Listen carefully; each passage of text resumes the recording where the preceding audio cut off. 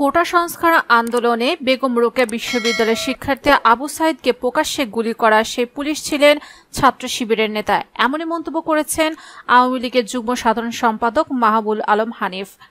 আজ সকাল 11:15টার দিকে প্রেস ক্লাবের এক বিবৃতিতে মাহবুবুল আলম হানিফ বলেন, বেগম রোকেয়া বিশ্ববিদ্যালয়ের শিক্ষার্থী আবু সাইদকে যে পুলিশ প্রকাশ্যে গুলি করেছে সে একসময় ছাত্র শিবিরের নেতা ছিলেন।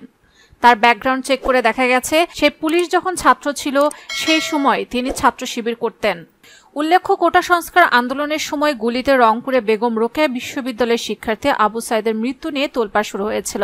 আন্দোলনের নেতৃত্ব দিয়ে আলোচনায় আসেন, বাহবাও পান তিনি, কিন্তু তার ওই আন্দোলনের আড়ালে ছিল আরেক রূপ যা প্রকাশ করেছেন তার সতীর্থরা।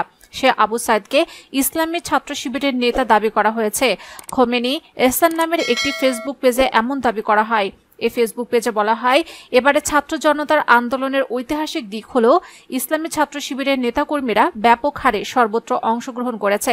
বিশেষ করে রংপুরের আবু সাইদের শাহাদাত নিয়ে গোটা দুনিয়ায় যে তোলপাড় চলছে, এই শহীদই ইসলামী ছাত্র শিবিরের নেতা ছিল। রংপুরে বেগম রোকেয়া বিশ্ববিদ্যালয়ের ছাত্র আবু সাইদ পুলিশের গুলিতে নিহত হয়েছেন বলে জোরালো অভিযোগ উঠলেও পুলিশের দায়ের করা মামলায় ভিন্ন বয়ান দেওয়া হয়েছে।